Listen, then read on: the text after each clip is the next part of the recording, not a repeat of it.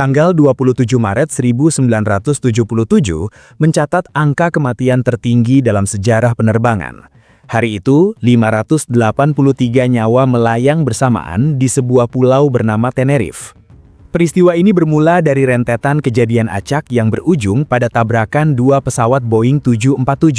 Dua raksasa logam ini beradu fisik secara brutal tepat di atas aspal landasan pacu. Banyak kecelakaan pesawat berawal dari kegagalan mekanis saat mengudara. Bencana di Tenerife ini memberikan pelajaran dari sudut pandang berbeda. Kehancuran ini lahir dari akumulasi tekanan psikologis, keterbatasan alat navigasi darat, dan rantai komunikasi manusia yang terputus di tengah kabut pekat. Kamu perlu membayangkan skala fisik dari Boeing 747 pada era tersebut. Pesawat ini mewakili rekayasa mekanis tingkat tinggi dekade 70-an. Strukturnya menjulang setara gedung 6 lantai. Bobot lepas landasnya menyentuh angka ratusan ton. Desain kokpitnya ditempatkan pada dek atas. Posisi ini menempatkan pilot pada ketinggian ekstrim, melihat jauh ke bawah melintasi hidung pesawat yang membulat. 4 mesin turbin raksasa terpasang di bawah sayapnya. Mesin-mesin ini menghasilkan daya dorong masif untuk melawan gravitasi bumi. Lambung pesawat memanjang membentuk ruangan raksasa bertekanan udara. Di dalam tabung logam inilah ratusan kursi disusun rapat untuk menampung manusia dalam jumlah masif.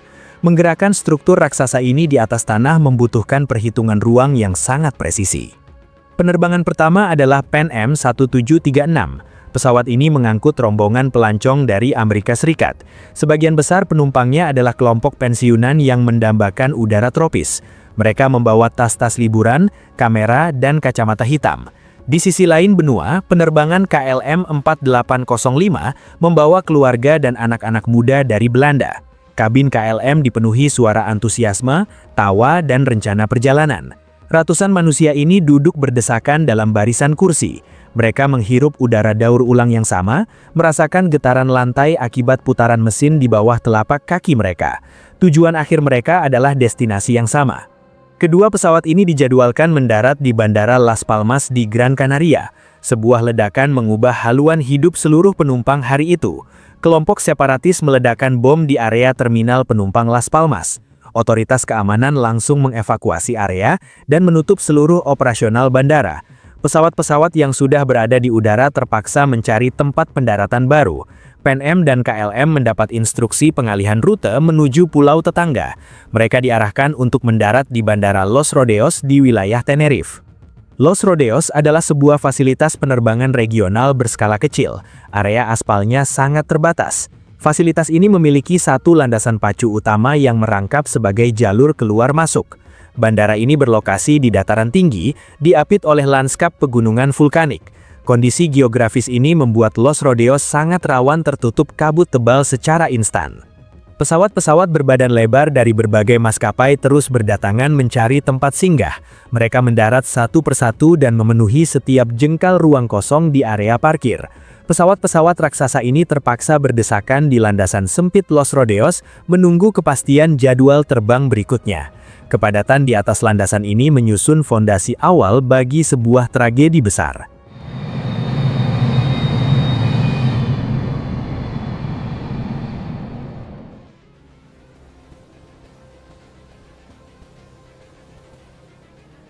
Bandara Los Rodeos seketika berubah menjadi tempat parkir raksasa. Area pelataran pesawat penuh sesak oleh burung-burung besi dari berbagai negara. Posisi parkir darurat ini memaksa pesawat-pesawat menutupi jalur taxiway. Jalur aspal yang seharusnya dipakai untuk lalu lalang kini terkunci rapat. Seluruh pergerakan darat otomatis harus menggunakan satu landasan pacu utama. Ratusan penumpang KLM dan Pan Am terkurung di dalam silinder logam Boeing 747. Pilot mematikan mesin utama untuk menghemat bahan bakar. Baling-baling jet raksasa berhenti berputar. Sistem sirkulasi dan pendingin udara kabin mati total. Matahari siang Tenerife memang memanggang atap aluminium pesawat KLM dan Pan Am. Panas merambat cepat menembus dinding kabin. Suhu ruangan melonjak drastis. Udara menjadi tebal, dipenuhi uap karbon dioksida dari embusan napas ratusan manusia. Keringat membasahi kemeja, kaos, dan gaun musim panas para pelancong. Aroma pekat bahan bakar aftur merembes melalui celah ventilasi. Bau tajam ini bercampur dengan aroma tubuh manusia yang mulai kelelahan. Rasa bosan menyiksa fisik para penumpang. Ruang kaki di bangku kelas ekonomi terasa semakin menghimpit lutut. Anak-anak kecil mulai menangis rewel akibat suhu panas yang menyengat. Para orang tua mengipasi wajah bayi mereka menggunakan majalah penerbangan atau lipatan kertas tiket. Penumpang Pan Am menempelkan dahi mereka yang berkeringat ke kaca jendela berlapis plastik. Mata mereka menatap kosong hamparan aspal abu-abu dan roda-roda pendaratan pesawat lain di sekeliling mereka.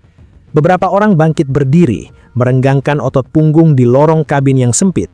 Mereka berdesakan dengan penumpang lain yang mengantri panjang di depan toilet. Percakapan riang tentang rencana liburan perlahan berganti menjadi gumaman gelisah. Semua orang duduk menunggu mesin menyala kembali. Di kokpit pesawat KLM, Kapten Jacob Veldhusen van Zanten mengambil sebuah keputusan operasional. Ia menginstruksikan kru darat untuk mengisi penuh tangki bahan bakar pesawatnya.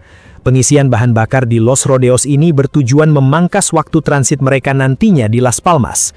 Keputusan ini mengharuskan truk tangki bahan bakar mendekat dan menyambungkan selang tebal ke bawah sayap Boeing 747. Pompa berderit keras memindahkan 55 ton aftur ke dalam tangki sayap pesawat KLM. Cairan berdaya ledak sangat tinggi ini mengalir deras, memenuhi struktur berongga persis di bawah lantai kabin tempat para penumpang duduk.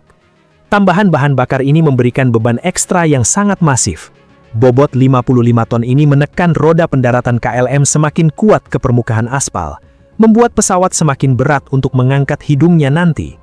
Proses pengisian ini menyita waktu puluhan menit. Pesawat Pan Am terjebak tepat di belakang ekor KLM. Kru kokpit Pan Am sempat menghitung jarak celah di samping KLM untuk mendahului. Mereka mengukur rentang sayap pesawat mereka dengan sisa ruang aspal yang ada. Ruang kosong itu terlampau sempit untuk dilewati sebuah Boeing 747. Pesawat Amerika tersebut terpaksa berdiam diri di posisinya. Ratusan penumpang Pan Am menelan kekecewaan tambahan. Mereka menghabiskan waktu berjam-jam duduk menatap punggung kursi di depannya, menanti proses pengisian bahan bakar KLM selesai. Momen penantian ini menyusun balok-balok awal sebuah bencana. Waktu terus berjalan menuju sore hari. Kabut tebal mulai turun merayap dari lereng pegunungan, bergerak lambat menutupi landasan pacu Los Rodeos.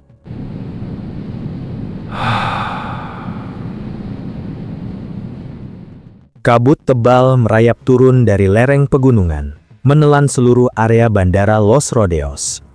Gumpalan uap air yang padat ini mengubah jarak pandang menjadi dinding putih susu yang tebal. Operasional menara pengawas sepenuhnya bertumpu pada pandangan visual para petugas. Kabut ini memotong akses pandangan mata telanjang mereka ke arah landasan pacu.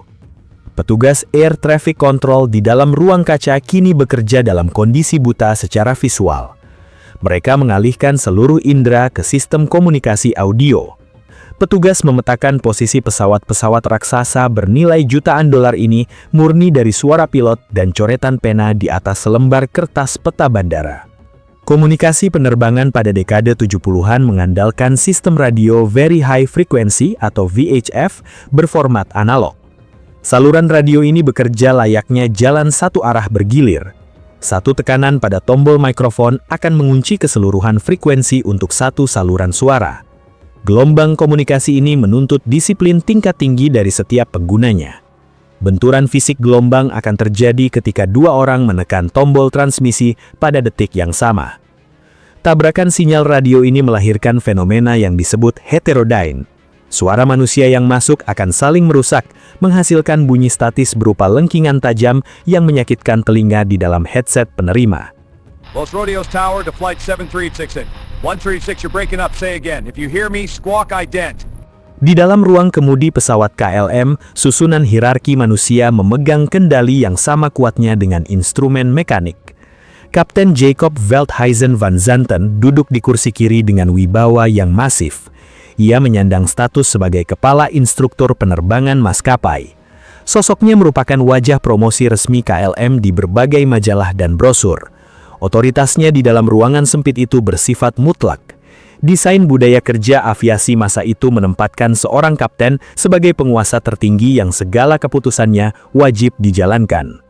Kopilot dan mekanik penerbang duduk mendampinginya dengan kesadaran penuh akan posisi subordinat mereka. Rasa hormat yang menjulang tinggi ini membangun sebuah dinding psikologis yang kaku.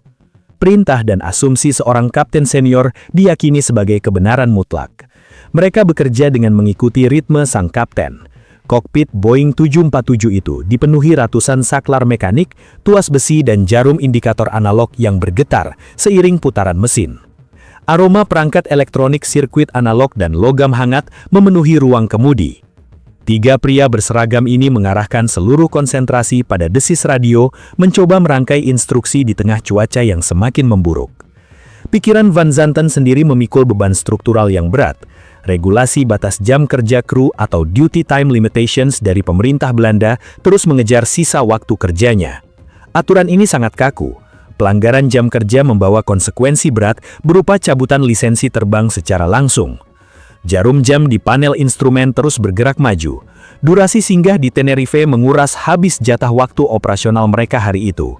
Tekanan dari tenggat waktu ini memacu detak jantungnya, memaksa pikirannya bekerja ekstra keras untuk segera menuntaskan proses persiapan terbang. Tujuannya sangat jelas, membawa pesawat seberat ratusan ton ini melesat meninggalkan landasan aspal menuju angkasa secepat mungkin.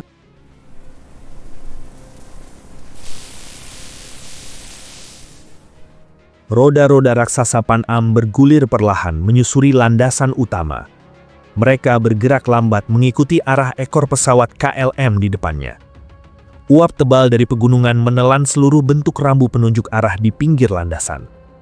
Kaca depan kokpit Pan Am dikelilingi hamparan warna putih pekat. Kru penerbang menyipitkan mata, mencondongkan tubuh merapat ke panel instrumen untuk mencari siluet jalan keluar persimpangan ketiga atau jalur C3. Rute aspal ini menuntut pesawat sebesar 747 melakukan manuver belokan patah bersudut tajam.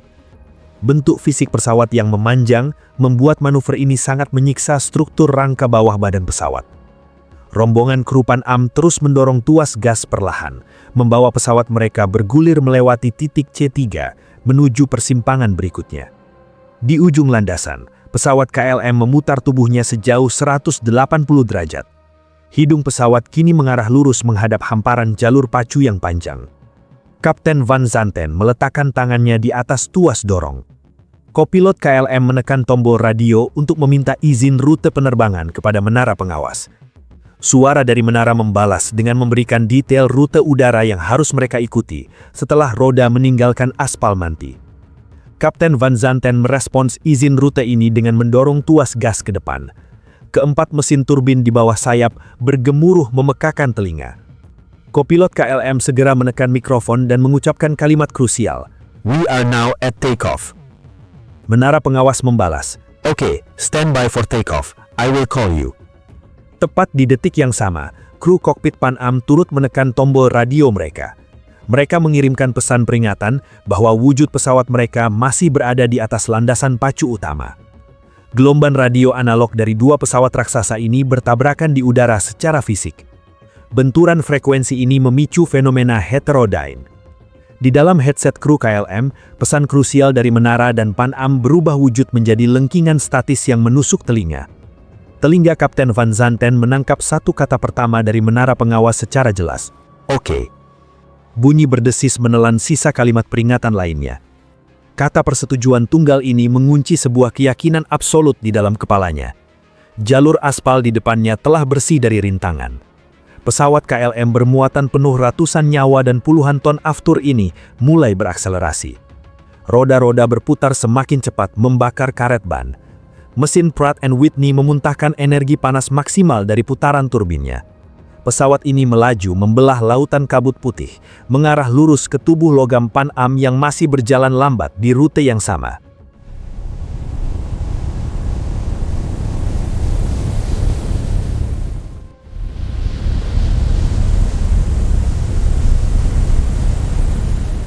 Di kokpit Pan Am, Kapten Victor Grabs membelalakan mata menatap lurus ke depan. Cahaya lampu pendaratan KLM menembus tirai kabut dengan beringas. Dua titik terang itu membesar membawa kecepatan mengerikan. Otot wajah Grabs menegang merespons ancaman visual di depan mata. Ia memutar kemudi ke arah kiri sekuat tenaga. Tangannya mendorong tuas gas menyuruh pesawat membelok ke arah rerumputan. Mesin jet Pan Am meraung keras merespons perintah mendadak ini. Roda-roda pendaratan mereka bergesekan kasar dengan aspal landasan. Pada detik yang beririsan, Kapten Van Zanten melihat siluet raksasa Pan Am melintang persis di jalurnya. Ia merenggut tuas kendali ke arah dadanya sekuat tenaga. Hidung pesawat KLM mendongak tajam merobek udara. Ekor logam raksasa itu menghantam permukaan aspal landasan pacu.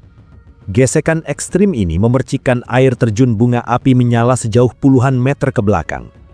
Mesin Pratt & Whitney melolong meminta daya angkat tambahan. Beban 55 ton aftur menekan struktur pesawat itu terus merapat ke bumi. Kecepatan KLM menembus angka 260 km per jam. Roda pendaratan utama dan lambung bawah KLM menghantam bagian atap kabin kelas 1 Pan Am. Mesin nomor 4 KLM merobek sayap dan rangka atas pesawat Amerika tersebut. Suara koyakan logam pecah memekakkan telinga. Tubuh aluminium Pan Am terbelah berantakan.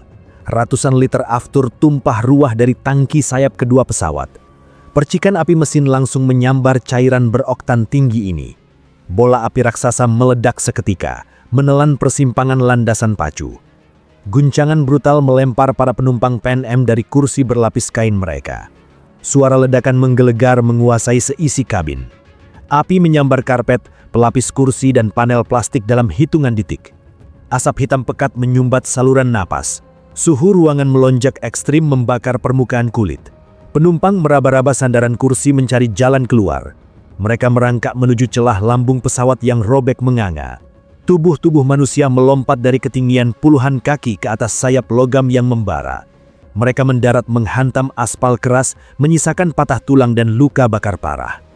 Pesawat KLM terus melayang sejauh ratusan meter membawa kerusakan struktural fatal. Bodi besinya jatuh terbanting kembali ke atas aspal landasan. Seluruh rangka bodinya hancur berkeping-keping akibat momentum benturan. Kobaran api dari puluhan ton aftur langsung menelan sisa struktur pesawat itu secara instan. Suhu panas yang mendidih melelehkan kaca jendela dan kerangka logam. Seluruh 248 manusia di dalam kabin KLM menemui akhir yang sangat cepat, tepat di kursi mereka masing-masing.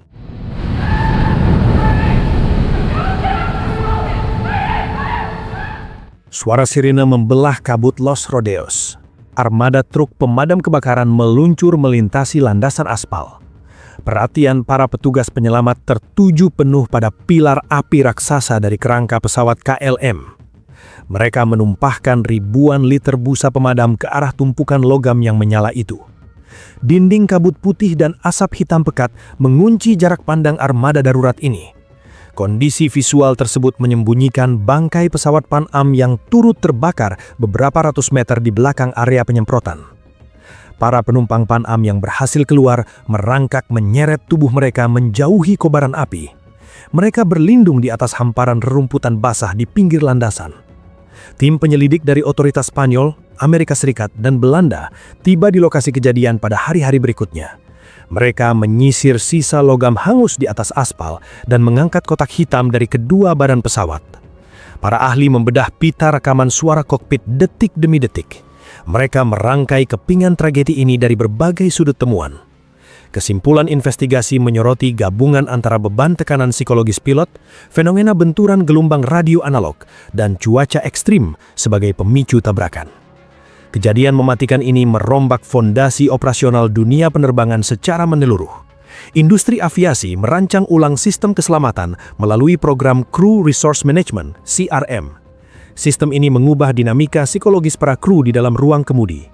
Regulator membakukan bahasa komunikasi penerbangan di seluruh dunia. Mereka menetapkan penggunaan kata departure untuk tahap persiapan dan membatasi kata take off khusus untuk detik-detik akhir saat izin mengudara telah diberikan secara sah. Aturan ini memberikan batas pemahaman yang sangat tegas bagi pilot dan petugas menara. Sistem pelatihan penerbangan modern membagi rata beban tanggung jawab kepada seluruh awak di dalam kokpit. Kopilot dan mekanik penerbangan mendapat doktrin kuat untuk bersuara dan berani mengambil alih kendali kemudi.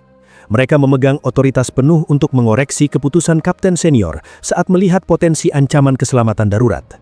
Budaya kerja kolaboratif ini menggantikan sistem hierarki kekuasaan tunggal dari era sebelumnya. Hari ini, jutaan pesawat mengudara dan menyentuh landasan dengan aman di seluruh dunia. Setiap lapisan prosedur komunikasi yang ketat di ruang menara pengawas terbangun dari peristiwa berdarah di Tenerife.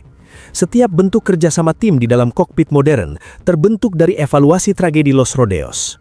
Standar keselamatan penerbangan sipil saat ini berdiri di atas harga mahal dari 583 nyawa manusia.